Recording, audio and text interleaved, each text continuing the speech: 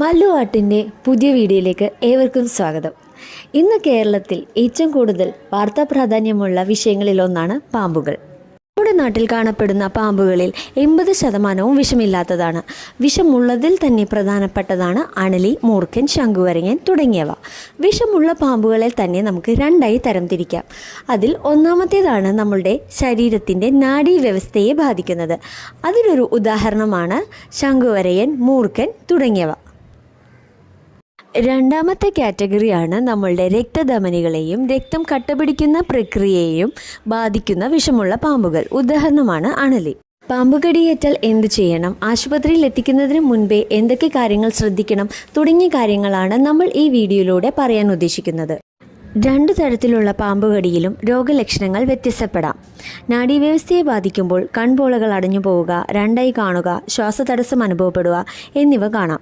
അണലിയുടെ കടിയേറ്റ ഭാഗത്ത് അസഹനീയമായ വേദന വരും, വീക്കമുണ്ടാകും, രോമക്കൂപ്പുകളിൽ നിന്നും രക്തം വരാം, മൂത്രത്തിലും രക്തം കാണപ്പെടാം, രക്തം ഛർദ്ദിക്കുകയും ചെയ്യാം. പരിഭ്രാന്തി വേണ്ട, വിശ്രമിക്കുകയാണ് വേണ്ടത്. പാമ്പ് കടിയേറ്റാൽ അതു രക്തചംക്രമണത്തിലേക്ക് കടക്കുമ്പോഴാണ് ലക്ഷണങ്ങൾ പ്രകടമാവുക. സാധാരണ രീതിയിൽ പാമ്പ് കടിയേറ്റാൽ നാം പേടിച്ചു പരിഭ്രാന്തരാകും.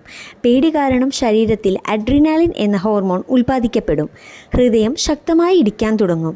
ശരീരത്തിലേക്കു കയറിയ വിഷം രക്തചംക്രമണത്തിലേക്ക് പെട്ടെന്ന് കയറുകയും ചെയ്യും. അതിനാൽ ആദ്യം ചെയ്യേണ്ടത് പാമ്പ് കടിയേറ്റ വ്യക്തിയെ പരിഭ്രാന്തനാകാതെ വിശ്രമിക്കാൻ അനുവദിക്കുക എന്നതാണ്. ഏതുതരം പാമ്പാണെങ്കിലും കടിയുടെ മുറിവ് രണ്ട് പല്ല ആഴ്ന്നിറങ്ങിയതുപോലെയാണ്. പാമ്പ് ഇര പിടിക്കുന്നതിന് മുൻപാണ് കടിക്കുന്നതെങ്കിൽ വിഷം നന്നായി ശരീരത്തിൽ കയറും. ഇര പിടിച്ച ശേഷമാണെങ്കിൽ വിഷം അത്ര കാര്യമായി കയറില്ല. നരമ്പുകളിലേക്കാണോ കടിയേൽക്കുന്നതെങ്കിൽ വിഷം വേഗം ശരീരത്തിൽ പ്രവേശിക്കും.